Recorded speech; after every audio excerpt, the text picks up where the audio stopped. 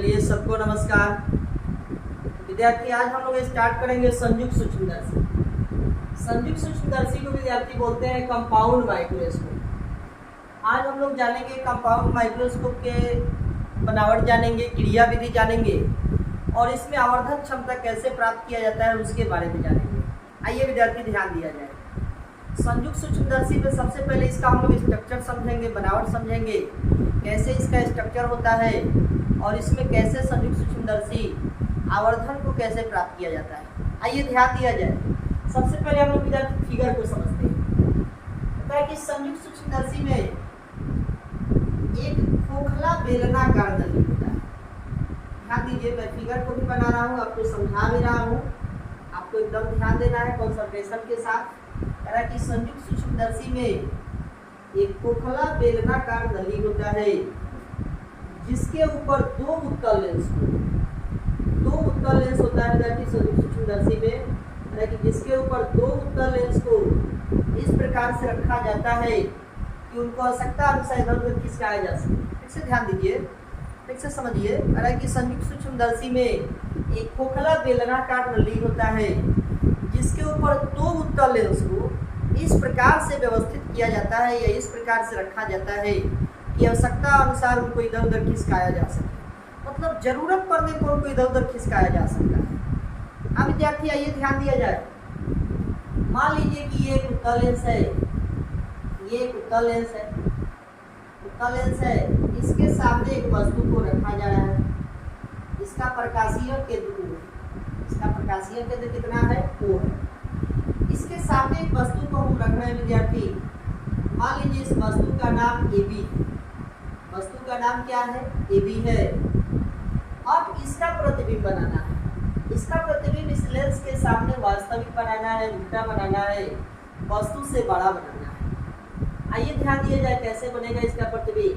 हम लोग जानते हैं कि प्रतिबिंब के निर्माण के लिए कम से कम दो किरणों की आवश्यकता होती है। जब दो किरणें लेंस से अपवर्तन के बाद एक दूसरे को वास्तविक रूप से मिलते हैं तो वास्तविक प्रतिबिंब बनता है। आज जब दो किरणें एक दूसरे को विद्यार्थी अपवर्तन के बाद अगर काल्पनिक रूप से मिलते हैं तो काल्पनिक प्रतिबिंब बनता है। तो यहाँ भी इस वस्तु का प्रतिबिंब बनाने के लिए हम लोगों को दो किरणों का अपवर्तन कराना होगा। अब वो दो किरणें किस प्रकार से गुजरेगी उसको देखा जाए। एक प्रकाश की किरण कह रहा है कि इस वस्तु के सेंस से वस्तु का ये जो सेंस है, वस्तु के सेंस से एक प्रकाश की किरण ये मुख्य अक्ष के समानांतर चल रही है। जब कोई प्रकाश की किरण विद्यार्थी मुख्य अक्ष के समानांतर चलती है तो कहता है कि लेंस से अपवर्तन के बाद वो फोकस से गुजरती है। किससे गुजरती है? फोकस से गुजरती है। मतलब जब कोई भी प्रकाश की किरण अगर वह मुख्य अक्ष के समानांतर होते हुए चलेगी और लेंस पर आपतित होगी तो लेंस से अपवर्तन के बाद विद्यार्थी फोकस से गुजरती है। ये लेंस का फोकस हो जाएगा। फोकस को विद्यार्थी F से सूचित किया जाता है।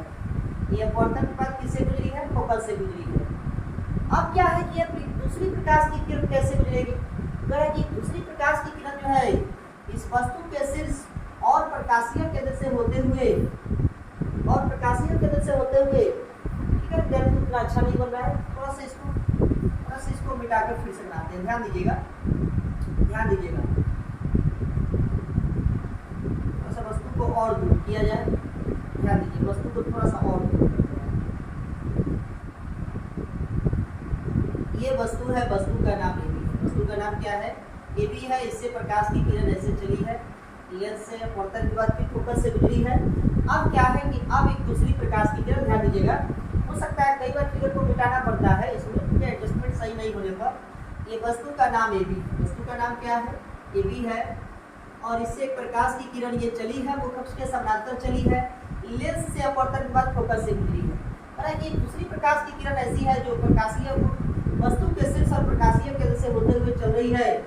जब वस्तु के शीर्ष और प्रकाशीय केंद्र से होते हुए चल रही है तो एक दूसरे को ये वास्तविक रूप से विडस बिंदु पर मिल रहा है। कहाँ मिल रहा है? विडस बिंदु पर मिल रहा है। इस प्रकार से हम देख रहे हैं कि वस्तु का जो प्रतिबिंब है वह एडस विडस के रूप में बन रहा है। ध्यान दीजिएगा सभी लोग, ये वस्तु का जो प्रतिबिंब है वो एडस विडस के रूप में बन रहा है। एडस विडस के रूप में आप इस चित्र में देख रहे हैं कि जो वस्तु का प्रतिबिंब बना है वह वस्तु से बड़ा है। वस्तु से क्या है? बड़ा है। वास्तविक है, उल्टा है और वस्तु से बड़ा है। और अब ध्यान दीजिए थोड़ा सा, अब क्या कर रहे हैं कि एक दूसरे लेंस को बना रहे हैं। ध्यान दीजिएगा, एक दूसरा लेंस, ये एक दूसरा लेंस होगा, ये एक दूसरा लेंस होगा, और इस लेंस ये आंख के तरफ लेंस होता है। ये लेंस किधर होता है? आंख के तरफ ये लेंस होता है। आंख के तरफ वाले लेंस को विद्यार्थी नेत्रिका लेंस कहते हैं। कौन सा लेंस कहते हैं? नेत्रिका लेंस। तो ध्यान से सीखिएगा आप लोग, इसको नेत्रिका लेंस कहते हैं या इसको चक्षु लेंस भी कहते हैं विद्यार्थी। चक्षु लेंस, चक्षु लेंस कहते हैं। इंग्लिश में इसको आई लेंस बोलते हैं। क्या बोलते हैं? आई लेंस, आई लेंस बोलते हैं इसको। अब ध्यान दीजिए, अब क्या कह रहा है, ये जो वस्तु के तरफ जो लेंस रखा गया है, थोड़ा सा नामकरण भी करते हैं, इसका नामकरण भी सीखते चला जाए। ये जो वस्तु के तरफ जो लेंस रखा गया है, इस लेंस का नाम होता है वस्तु लेंस।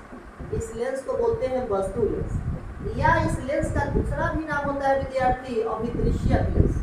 कौन सा लेंस बोलते हैं? अभिदृश्यक लेंस। तो बहुत सारा टर्म है, बहुत सारे टर्म को समझना है, तो ध्यान से समझना है। अभिदृश्यक लेंस, इसको इंग्लिश में विद्यार्थी बोलते हैं objective lens. Objective lens, objective lens बोलते हैं। अब आइए थोड़ा सा समझा जाते हैं। कह रहा है कि वस्तु के तरफ जो लेंस है, वस्तु के तरफ वाले लेंस को वस्तु लेंस या अभिदृश्यक लेंस कहते हैं। इसको इंग्लिश में ऑब्जेक्टिव लेंस बोलते हैं। ये वस्तु लेंस की फोकस दूरी कम होता है, वस्तु लेंस की फोकस दूरी कम होता है। कह रहा है ये आंख के तरफ वाला लेंस है, आंख के तरफ वाले लेंस को नेत्रिका लेंस कहते हैं या चक्षु लेंस कहते हैं। इसे इंग्लिश में आई लेंस बोलते हैं। इसकी फोकस दूरी विद्यार्थी वस्तु लेंस की तुलना में अधिक होता है, वस्तु लेंस की तुलना में अधिक होता है। अब आइए थोड़ा सा ध्यान दिया जाए, कि थोड़ा सा इसके और पॉइंट को समझा। देखिए, ये वस्तु है, वस्तु का नाम क्या है? ये भी है। आप बताइए, हम लोगों ने पढ़ा था कि प्रकाशीय केंद्र और वस्तु के बीच की दूरी को वस्तु दूरी कहते हैं। वस्तु दूरी को विद्यार्थी यू से सूचित करते हैं। किससे सूचित करते हैं? यू से। लेकिन वस्तु लेंस का यहाँ इंग्लिश देखिए ऑब्जेक्टिव लेंस लिखा गया है, तो पहचान के लिए यहाँ वो दिया जा रहा है कि वस्तु लेंस की वस्तु दूरी को, ये वस्तु लेंस है, वस्तु लेंस के वस्तु दूरी को हम यूओ से सूचित करेंगे। किससे सूचित करेंगे? यूओ से सूचित करेंगे। अब आइए थोड़ा सा यहाँ ध्यान दिया जाए विद्यार्थी, ये प्रकाशीय केंद्र है और ये वस्तु लेंस का फोकस है।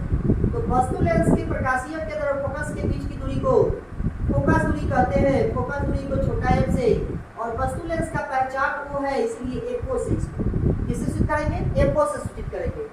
अब विद्यार्थी यहाँ ध्यान दीजिए, इस वस्तु लेंस के द्वारा ये जो प्रतिबिंब बना है एडेस विडेस, ये जो एडेस विडेस प्रतिबिंब बना है, तो कह रहा है कि प्रकाशीय केंद्र और प्रतिबिंब के बीच की दूरी को, प्रकाशीय केंद्र और प्रतिबिंब के बीच की दूरी को प्रतिबिंब दूरी कहते हैं। प्रतिबिंब दूरी को विद्यार्थी भी से सूचित करते हैं। किससे सूचित करते हैं? भी से सूचित करते हैं। और विद्यार्थी प्रतिबिंब दूरी को भी से, और यहाँ प्रतिबिंब दूरी किसके लिए? तो अभिदृश्यक लेंस के लिए। अभिदृश्यक लेंस का विद्यार्थी पहचान क्या है? ये इंग्लिश का ऑब्जेक्टिव लेंस। ऑब्जेक्टिव लेंस के कारण यहाँ पहचान करने के लिए वो दे रहे हैं। क्या दे रहा है? वो दे रहे हैं। चलिए अब थोड़ा सा एक बार और इस बात को समझा जाए, ध्यान देना है।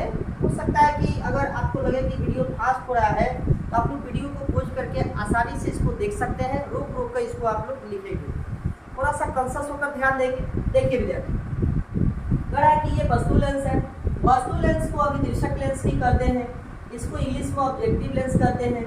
वस्तु लेंस की फोकस दूरी कम होता है विद्यार्थी। ये वस्तु लेंस के सामने एक वस्तु एबी को रखा गया है। कह रहा है कि प्रकाशीय केंद्र वस्तु के बीच की दूरी को वस्तु दूरी कहते हैं। प्रकाशीय केंद्र वस्तु के बीच की दूरी को वस्तु दूरी कहते हैं। वस्तु दूरी को यू से सूचित किया जाता है।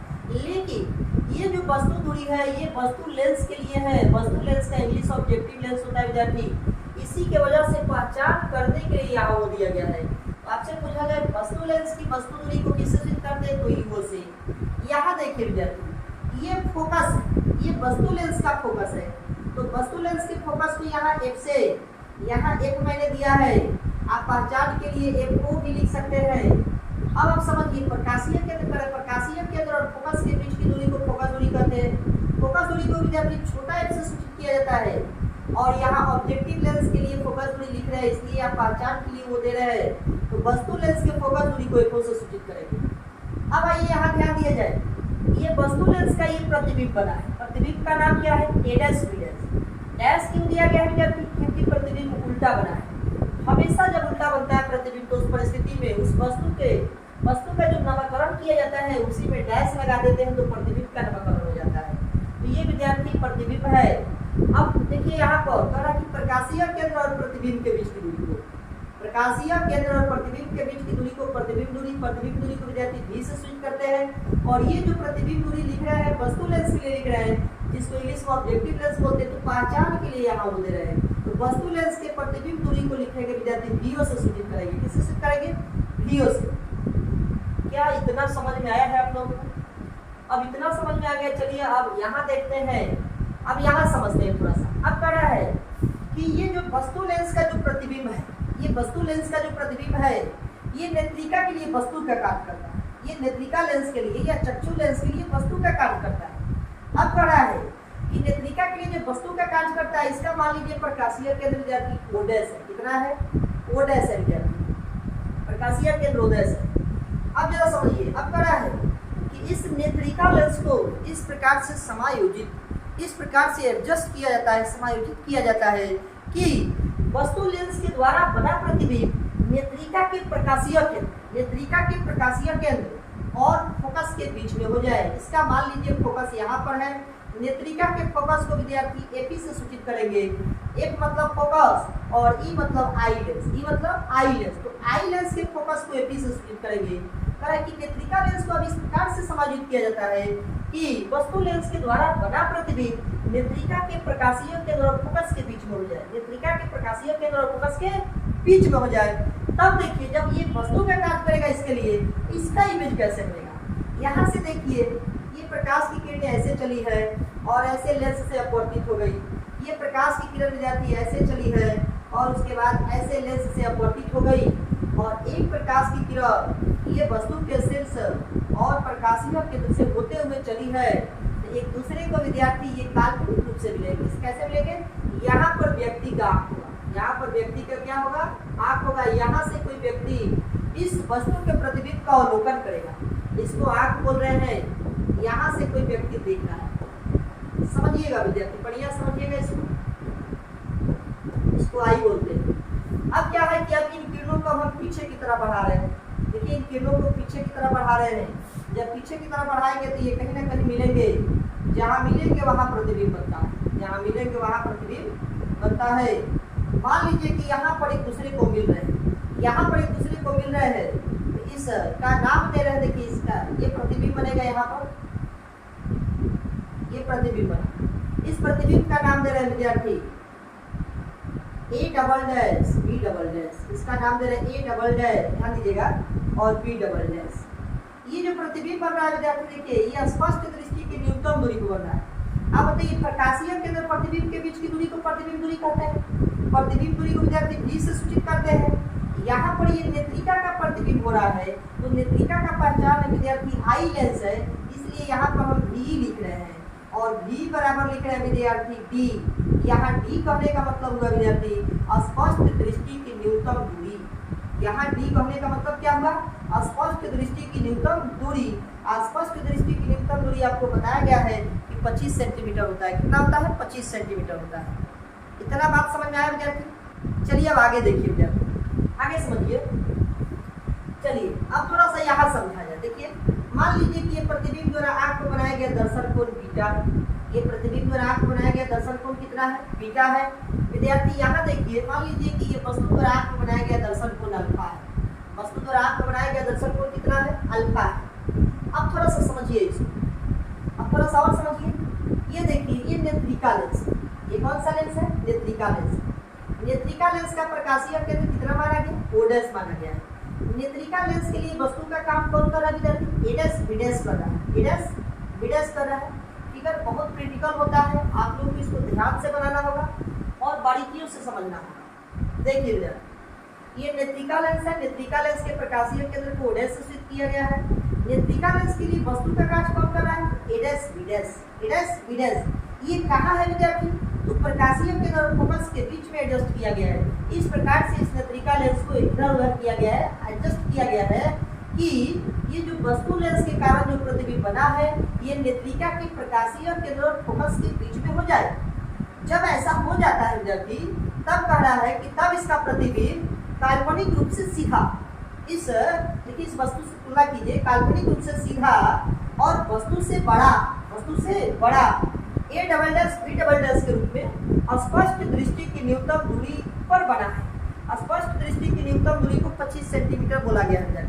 25 सेंटीमीटर की दूरी पर जब कोई प्रतिबिंब बनता है तो हमारा आंख उसको आसानी से स्पष्ट रूप से देख पाता है, इसलिए 25 सेंटीमीटर की दूरी पर बोला जा रहा है। अब आइए ध्यान दिया जाए। अब आइए फिगर को एक बार फिर से समझते हैं, बढ़िया से समझते हैं। इसका नाम दिया जाएगा विद्यार्थी खोखला बेलनाकार नली। खोखला बेलनाकार नली, तो बढ़िया से ध्यान दीजिएगा। खोखला बेलनाकार नली, देखिए विद्यार्थी, आइए समझा जाए, अब इसको बढ़िया से समझते हैं। अब एक बार इसको फिर से समझते हैं, इसका बनावट समझते हैं, कैसे कार्य करता है, इसका कार्य प्रणाली क्या होता है, उसको समझते हैं। आइए ध्यान दिया जाए।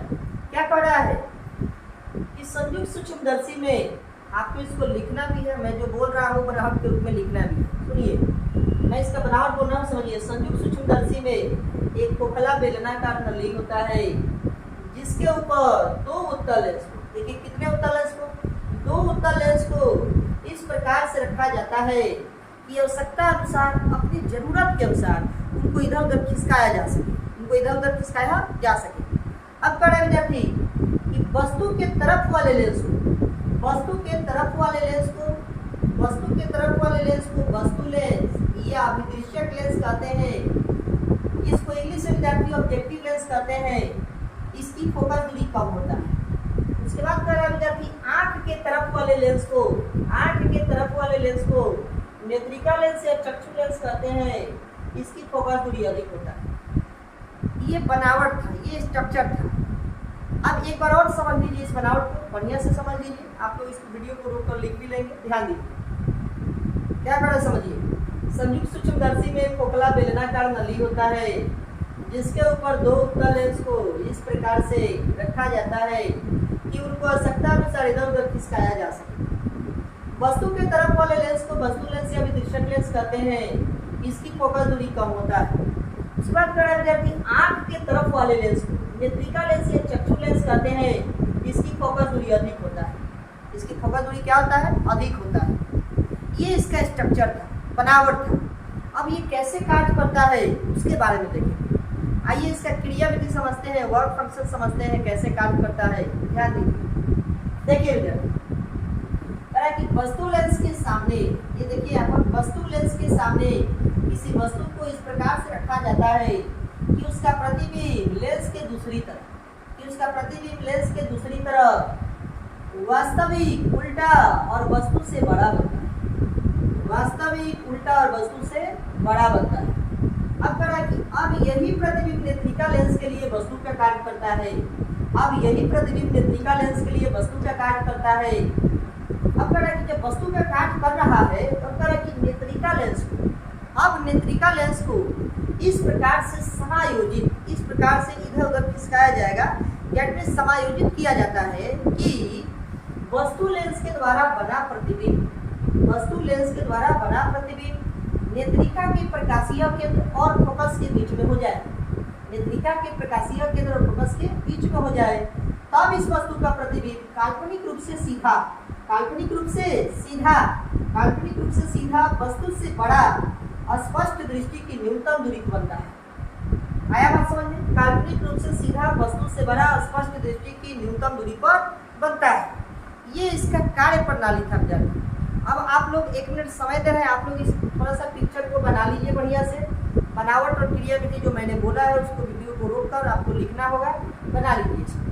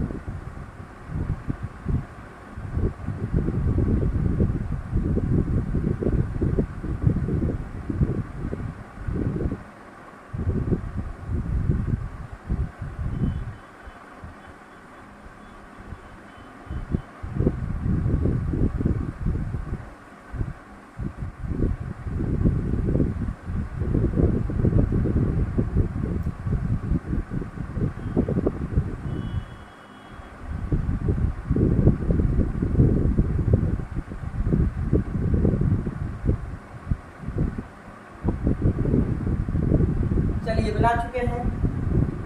देखिए विद्यार्थी, अब इसमें हम लोग आवर्धन क्षमता ज्ञात करेंगे। आवर्धन क्षमता के बारे में आप लोगों को बताया गया था कि आवर्धन क्षमता को किससे सूचित करते हैं विद्यार्थी? बड़ा एम से। किससे सूचित करते हैं?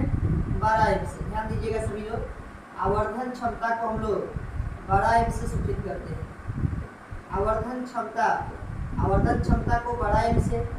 आवर्धन क्षमता होता क्या है? कहता कि प्रतिबिंब द्वारा आपको बनाया गया दर्शन को, प्रतिबिंब द्वारा आपको बनाया गया दर्शन को, और उसी स्थान पर मतलब उतना ही दूरी पर, जितना दूरी पर प्रतिबिंब बन रहा है उतना ही दूरी पर वस्तु को रखने से वस्तु द्वारा आपको बनाए गए दर्शन को, उनके अनुपात को आवर्धन क्षमता कहा जाता है। पिछले क्लास में भी इसके बारे में समझाया गया था कि आप यहाँ देखिए चित्र, प्रतिबिंब द्वारा आपको बनाया गया दर्शन कोण कितना है? बीटा। तो लिखेंगे आवर्धन क्षमता बराबर बीटा, प्रतिबिंब द्वारा आपको बनाया गया दर्शन कोण, और उतना ही दूरी पर, उतना ही दूरी कहने का मतलब स्पष्ट दृष्टि की न्यूनतम दूरी पर, स्पष्ट दृष्टि की न्यूनतम दूरी पर रखने से, वस्तु को रखने से, जितना दूरी पर प्रतिबिंब बन रहा है उतना ही दूरी पर वस्तु को रखने से वस्तु द्वारा आपको बनाया गया दर्शन कोण को विद्यार्थी के अनुपात को आवर्धन क्षमता कहा जाता है। मान लीजिए दर्शन कोण कितना है विद्यार्थी? अल्फा। कितना है? अल्फा।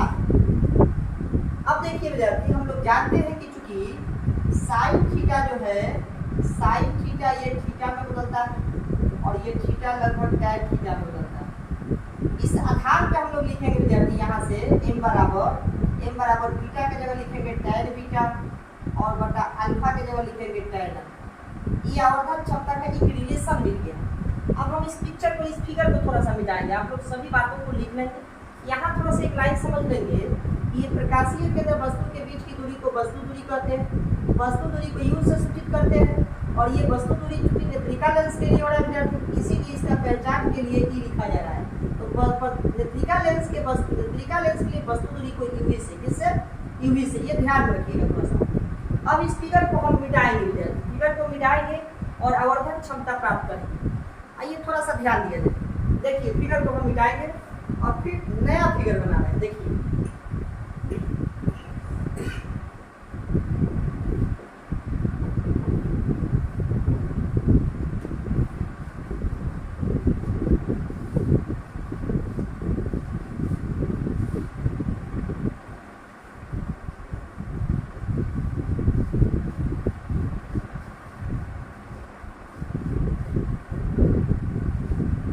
ये समझा जाए।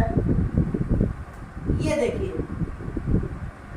मान लीजिए ये जो अपना प्रतिबिंब बना था, ये प्रतिबिंब बना था A डबल डैश और B double dash, A double dash और B डबल डैश। मान लीजिए ये दर्शन कोण कितना है? बीटा। विद्यार्थी यहाँ ध्यान दीजिएगा, ये कितना दूरी पर बना था? स्पष्ट दृष्टि की न्यूनतम दूरी कितना होता है विद्यार्थी? 25 सेंटीमीटर होता है। अब थोड़ा सा समझिए, कहता है कि जितना दूरी पर ये प्रतिबिंब बना है उतना ही दूरी पर वस्तु को रखिए, उतना ही दूरी पर वस्तु को भी रखिए। वस्तु का नाम क्या था? ए बी था। वस्तु का नाम क्या था? A B. ये उतना ही दूरी पर वस्तु को रखिए और तब कह रहा है कि वस्तु द्वारा आंख पर ये उतना ही दूरी मतलब डी दूरी पर। कितना दूरी पर? डी दूरी पर आंख को बनाया गया जो दर्शन कोण होगा, इन दोनों कोणों के अनुपात को आवर्धन क्षमता कहा जाएगा। मान लीजिए विद्यार्थी की वस्तु द्वारा आंख को बनाया गया दर्शन कोण कितना है? अल्फा। अब आइए थोड़ा सा इन दोनों चित्रों से देखा जाए। देखिए यहाँ क्या है? टैन बीटा, यहाँ क्या है? Tan alpha. टैन बीटा को देखिए विद्यार्थी, टैन बीटा यहाँ है इस त्रिभुज में। देखिए इस समकोण त्रिभुज का काम करेगा, तो बीटा के सामने वाला भुजा ये लंब होगा। ये लंब क्या होगा? A डबल डैश और B डबल डैश। आधार क्या होगा विद्यार्थी? यहाँ से लेकर यहाँ तक क्या है विद्यार्थी? D। इतना बात समझ में आया। बीटा के सामने वाला भुजा लंब होगा, A double dash B double dash, नीचे वाला आधार होगा, कितना होगा विद्यार्थी? D होगा। यहाँ देखिए विद्यार्थी, अगर टैन अल्फा की बात किया जाए तो टैन अल्फा बराबर लंब बटा आधार होता है। इस त्रिभुज में देखा जाए कि अल्फा के सामने वाला भुजा लंब होगा, कहाँ से कहाँ तक? ए से लेकर बी तक। ए से लेकर क्या होगा? बी तक होगा विद्यार्थी। ये भी लंब का काम करेगा। ये नीचे वाला आधार होगा, आधार कितना होगा विद्यार्थी? डी होगा।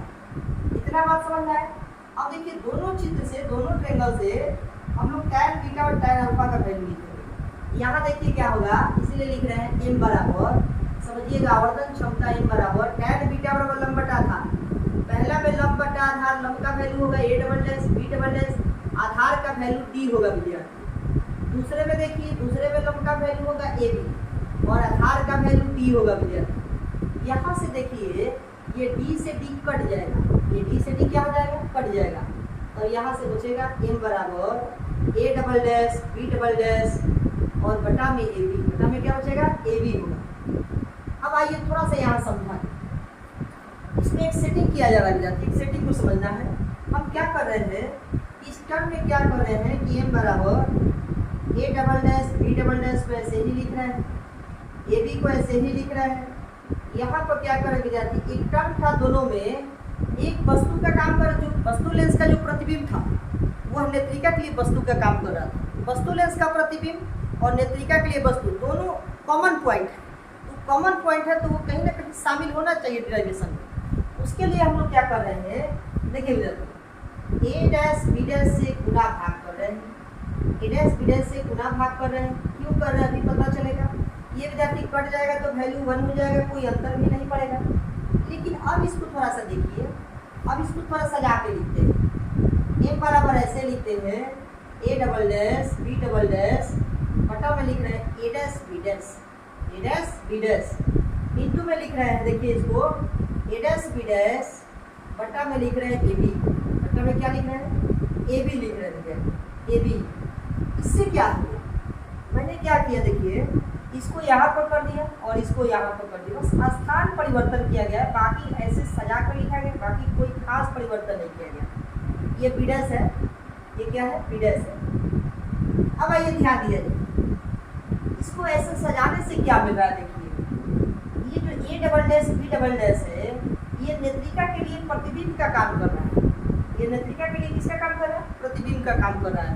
तो प्रतिबिंब की ऊंचाई, प्रतिबिंब की लंबाई को प्रतिबिंब ऊंचाई कहते हैं विद्यार्थी। अब प्रतिबिंब ऊंचाई को hv से सूचित करते हैं, लेकिन ये नेत्रिका का प्रतिबिंब है।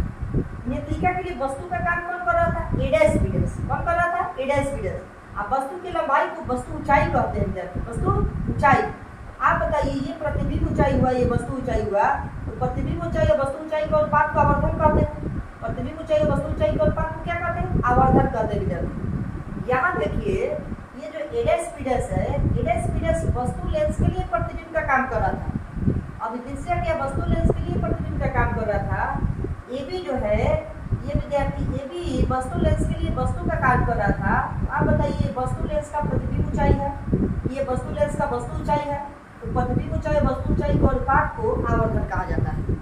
लेकिन फर्क कितना है, ये नेत्रिका लेंस के लिए आवर्धन का काम कर रहा है, ये वस्तु लेंस के लिए आवर्धन का काम कर रहा है। यहाँ से समझना है विद्यार्थी, तब हम इस प्रकार से लिखेंगे आवर्धन क्षमता को। देखिएगा आवर्धन क्षमता m बराबर लिखते हैं, ये नेत्रिका लेंस के लिए आवर्धन को छोटा m से, आवर्धन को किसे विद्यार्थी, छोटा m से। लेकिन पहला वाला नेत्रिका लेंस, पहला वाला कौन सा है, और नेत्रिका लेंस का, नेत्रिका लेंस को इंग्लिश में बोलते हैं आई लेंस, इसलिए इसको पहचान में लिख रहे हैं me।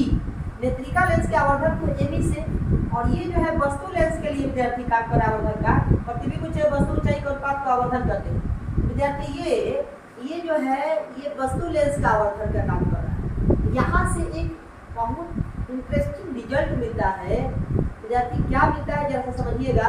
यहाँ से एक रिजल्ट मिलता है, इसीलिए हम ऐसे लिख सकते हैं m बराबर, थोड़ा सा ध्यान दीजिएगा, m बराबर, इसको सजा के लिख रहे हैं, ध्यान दीजिएगा, m बराबर mo गुने me। ये बहुत इंपॉर्टेंट रिजल्ट है एनसीईआरटी के क्वेश्चन को करने में, ये इंटरेस्टिंग रिजल्ट काफी उसमें सहयोग करता है। ध्यान दीजिए विद्यार्थी, आवर्धन क्षमता का व्यंजक मिल गया mo गुने me। mo मतलब विद्यार्थी, mo मतलब वस्तु लेंस का आवर्धन, me मतलब नेत्रिका लेंस का आवर्धन। थोड़ा सा यहाँ ध्यान दीजिएगा, यहाँ लिख रहे हैं mo बराबर वस्तु लेंस का आवर्धन, वस्तु लेंस का आवर्धन, यहाँ लिख भी दे रहे हैं ताकि समझ में आएगा आपको। तो वस्तु लेंस का आवर्धन, me मतलब होता है नेत्रिका लेंस का आवर्धन, नेत्रिका लेंस का आवर्धन, नेत्रिका लेंस का आवर्धन। चलिए विद्यार्थी आगे समझते हैं। अब आप पिछले क्लासेस में याद कीजिए, सरल सूक्ष्मदर्शी जब हम लोग पढ़ रहे थे उसमें एक ही लेंस था, और उस लेंस में वस्तु को भी प्रकाशीय केंद्र फोकस के बीच में स्थित किया गया था, तब उसका प्रतिबिंब काल्पनिक सीधा और वस्तु से बड़ा स्पष्ट दृष्टि की न्यूनतम दूरी पर बना था। जब ऐसा हुआ था तो हम लोग को आवर्धन क्षमता क्या प्राप्त हुआ था विद्यार्थी, अगर उसी को नेत्रिका लेंस कहा जाए तो आवर्धन क्षमता हम लोग को मिला था, क्या मिला था याद कीजिए, एम ई बराबर 1 प्लस डी बटा एफ, 1 प्लस डी बटा एफ। लेकिन ये बात नेत्रिका लेंस के लिए और सरल सूक्ष्मदर्शी में दोनों में सेम है। तो विद्यार्थी यहाँ पर हम ये जो फोकस दूरी लिख रहे हैं, इसीलिए यहाँ पर एफ लिख रहे हैं। आस्पष्ट दृष्टि की न्यूनतम दूरी प्रतिबिंब यहाँ भी बन रहा है, इसीलिए विद्यार्थी हम लिख रहे हैं यहाँ से एम ई बराबर 1 प्लस डी बटा एफ ई, एम ई बराबर 1 प्लस डी बटा एफ ई। ये नेत्रिका लेंस के लिए होगा विद्यार्थी। किस लेंस के लिए होगा? नेत्रिका लेंस के लिए। अब थोड़ा सा ध्यान दीजिए, आप लोग याद कीजिए कि आवर्धन का सूत्र m बराबर v बटा u होता है। आवर्धन का सूत्र m बराबर v बटा u होता है। विद्यार्थी हम लिखेंगे यहाँ पर, पुनः लिखेंगे MO बराबर, ध्यान से देखिएगा, MO बराबर, MO मतलब वस्तु लेंस के लिए आवर्धन, v बटा u सूत्र होता है, लेकिन v के जगह VO लिखेंगे, u के जगह UO लिखेंगे, यहाँ से मिलेगा विद्यार्थी। इसीलिए MO बराबर, आप बताइए चित्र में आप देखिएगा कि जो वस्तु लेंस का जो प्रतिबिंब था वो दाएं बना है, तो दाएं तरफ मापी गई दूरियां धनात्मक होता है। तो विद्यार्थी इसीलिए VO का मान, ये वस्तु लेंस के प्रतिबिंब दूरी को VO से, इसका मान धनात्मक होगा। अब वस्तु जो था वो बाएं तरफ था, तो बाएं तरफ होने के कारण बाएं तरफ मापी गई दूरियां ऋणात्मक होता है, इसलिए वस्तु लेंस को हम यहाँ वस्तु लेंस की वस्तु दूरी को माइनस UO लिखेंगे। MO बराबर क्या प्राप्त हो गया विद्यार्थी? VO बटा माइनस UO। इसको आप ऐसे लिख सकते हैं, माइनस के ऊपर भेज दीजिए तो माइनस VO बटा UO, माइनस VO बटा UO हो जाएगा। चलिए भाई इतना नोट कीजिए, फिर उसके बाद बताते हैं।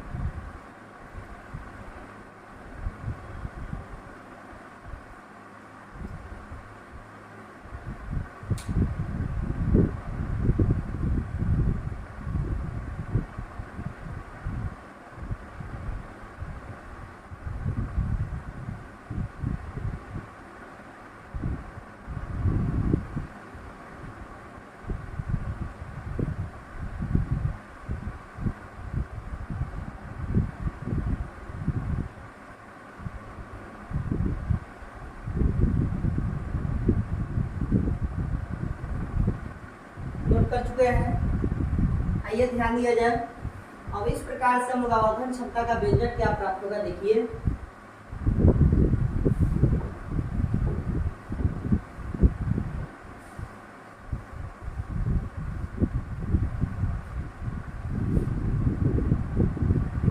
इस प्रकार से देखिए आवर्धन क्षमता लिख रहे हैं, इसीलिए आवर्धन क्षमता, ध्यान दीजिएगा, आवर्धन क्षमता, आवर्धन क्षमता को विद्यार्थी किससे? m से। m बराबर मिला क्या था? MO गुने ME। MO गुने क्या मिला था? ME। बोलिए भाई MO का मान यहाँ क्या प्राप्त हुआ है? माइनस VO बटा UO। यहाँ ME का मान क्या प्राप्त हुआ है? 1 प्लस D बटा FE। दोनों को लाकर यहाँ रखिए, यहाँ लाकर रखेंगे तो m बराबर हो जाएगा विद्यार्थी माइनस VO बटा UO, इंटू में लिखेंगे विद्यार्थी ME बराबर 1 प्लस D बटा FE, 1 प्लस डी बटा FE हो जाएगा। ये आवर्धन क्षमता का व्यंजक होता है विद्यार्थी। आवर्धन क्षमता का सूत्र होता है संयुक्त सूक्ष्मदर्शी में क्या होता है, यहाँ ध्यान में रखना है विद्यार्थी कि माइनस होता है। यहाँ ऑप्शन में कभी कभी ऑब्जेक्टिव में प्लस भी देता है, माइनस वाला भी देता है। आपको प्लस वाला को चूज नहीं करना है, माइनस वाला को चूज करना है, अन्यथा गलत हो जाएगा। विद्यार्थी क्या होता है, देखिए आवर्धन क्षमता को m से, m बराबर माइनस VO बटा UO इंटू 1 प्लस D बटा FE, 1 प्लस D बटा FE। ऐसा आवर्धन क्षमता कब मिलता है? जब अंतिम प्रतिबिंब स्पष्ट दृष्टि की न्यूनतम दूरी पर बनता है। जब अंतिम प्रतिबिंब कहाँ बनता है? स्पष्ट दृष्टि की न्यूनतम दूरी पर। क्या होता है फॉर्मूला? m बराबर माइनस VO बटा UO इंटू 1 प्लस D बटा FE। VO क्या है विद्यार्थी? तो VO है वस्तु लेंस की प्रतिबिंब दूरी। यहाँ हम लिख भी दे रहे हैं, समझिएगा। जहाँ ये VO क्या है, जहाँ ये VO को क्या कहते हैं, जहाँ UO को क्या कहते हैं, जहाँ D को क्या कहते हैं, जहाँ FE को क्या कहते हैं, इसको कहते हैं विद्यार्थी वस्तु लेंस की प्रतिबिंब दूरी। वस्तु लेंस की प्रतिबिंब दूरी, वस्तु लेंस की प्रतिबिंब दूरी, इसको आपको नोट भी करना है। वस्तु लेंस की प्रतिबिंब दूरी कहते हैं। इसको क्या कहते हैं? UO को वस्तु लेंस की वस्तु दूरी, वस्तु लेंस की वस्तु दूरी कहते हैं। वस्तु लेंस की वस्तु दूरी। इस D को क्या कहते हैं विद्यार्थी? स्पष्ट दृष्टि की न्यूनतम दूरी, स्पष्ट दृष्टि की न्यूनतम दूरी। स्पष्ट दृष्टि की न्यूनतम दूरी कहते हैं। इसको क्या कहते हैं विद्यार्थी? एपी को नेत्रिका लेंस की फोकस दूरी, नेत्रिका लेंस की फोकस दूरी।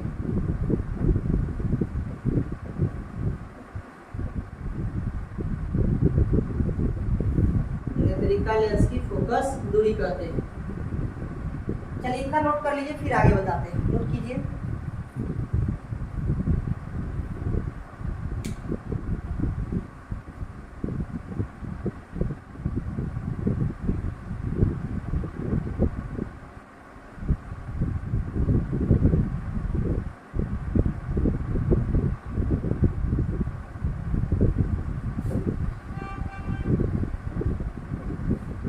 चलिए नोट कर चुके हैं।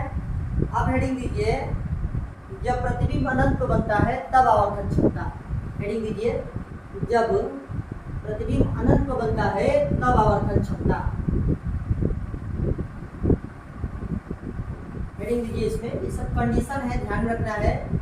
ये 2 नंबर कंडीशन है। जब अंतिम प्रतिबिंब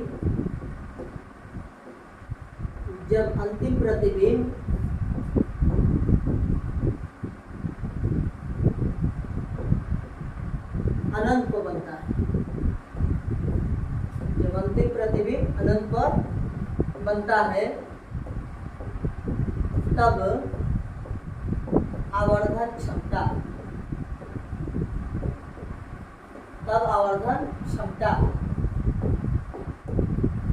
देखिए विद्यार्थी, आपको याद है कि जब प्रतिबिंब अनंत को बनता है तब तब सरल सूक्ष्मदर्शी में आवर्धन जो प्राप्त हुआ था, याद कीजिए। सरल सूक्ष्मदर्शी में आवर्धन क्षमता d/f मिला था। क्या मिला था? d/f मिला था। यहाँ पर ये नेत्रिका लेंस के लिए बात किया जा रहा है, तो यहाँ पर Fe लिखेंगे। क्या लिखेंगे? Fe। यहाँ से हो जाएगा Me बराबर d/Fe हो जाएगा। तब लिखेंगे आवर्धन क्षमता, इसीलिए आवर्धन क्षमता को m से, आवर्धन क्षमता को किससे? m से। m बराबर क्या होता है? mo गुने एमी, mo गुने एमी होता है। mo बराबर क्या वैल्यू था? -VO/UO, -VO/UO। और यहाँ से एमी बराबर क्या मिला है? d/Fe। ये हो जाएगा आवर्धन क्षमता का व्यंजक। जब अंतिम प्रतिबिंब अनंत को बनेगा तब आवर्धन क्षमता का ये व्यंजक होता है। क्या होता है? -VO/UO into d/Fe, -VO/UO into d/Fe। देखिए दोनों केसेस में माइनस है, किसी केस में पॉजिटिव नहीं है रिजल्ट में। ये ध्यान रखना होगा कि दोनों केसेस में विद्यार्थी निगेटिव होगा। क्या निगेटिव है? यहाँ निगेटिव साइन है, -VO/UO इंटू d/Fe हो जाएगा। ये जब प्रतिबिंब अनंत को बनता है, जब प्रतिबिंब कहाँ बनता है? अनंत को बनता है।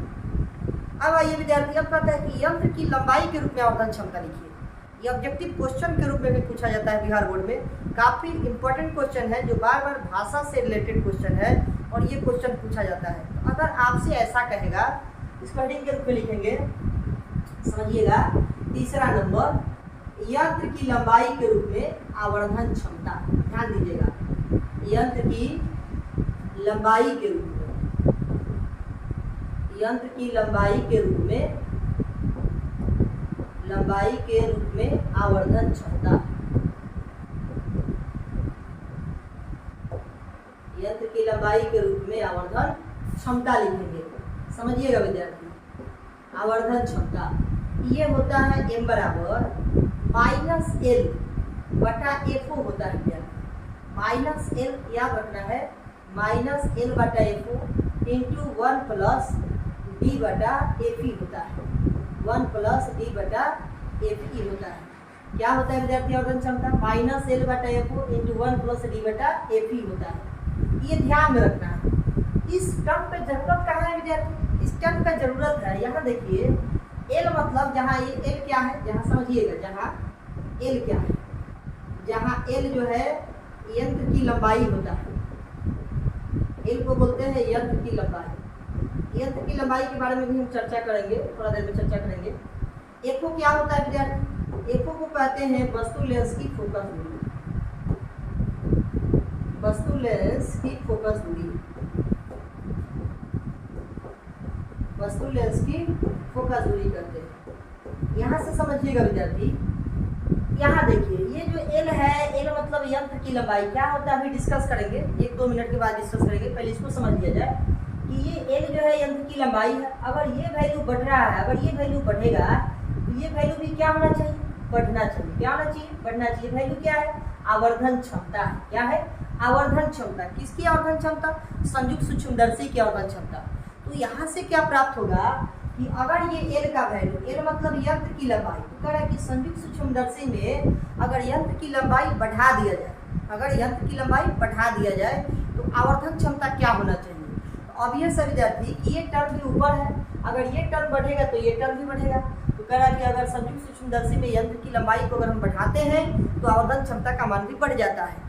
तो ये क्वेश्चन के रूप में ही आता है कि यंत्र की संयुक्त सूक्ष्मदर्शी में यंत्र की लंबाई बढ़ाने से आवर्धन क्षमता क्या होता है, बढ़ता है, घटता है, समान रहता है, इनमें से कोई नहीं। तो विद्यार्थी बढ़ जाता है। क्या हो जाता है, बढ़ जाता है। इसको आप लोग नोट में लिखेंगे विद्यार्थी, नोट में लिखेगा, इसको आप लोग नोट में लिख लीजिएगा। नोट में संयुक्त सूक्ष्मदर्शी में, संयुक्त सूक्ष्मदर्शी में, संयुक्त सूक्ष्मदर्शी में यंत्र की लंबाई बढ़ाने से, यंत्र की लंबाई बढ़ाने से, यंत्र की लंबाई बढ़ाने से आवर्धन क्षमता, कौन क्षमता, आवर्धन क्षमता का मान बढ़ जाता है। आवर्धन क्षमता का मान बढ़ जाता है। आवर्धन क्षमता का मान क्या हो जाता है, बढ़ जाता है। संयुक्त सूक्ष्मदर्शी में अगर यंत्र की लंबाई बढ़ाते हैं तो आवर्धन क्षमता का मान बढ़ जाता है। अब इसमें एक वर्ड आ रहा है, देखिए यंत्र की लंबाई, यंत्र की लंबाई। ये यंत्र की लंबाई, लेंथ ऑफ इंस्ट्रूमेंट क्या होता है दूरबीन में या सूक्ष्मदर्शी में, इसको भी हम लोग जानेंगे। इसको नोट कर लीजिए, फिर उसको भी बताते हैं।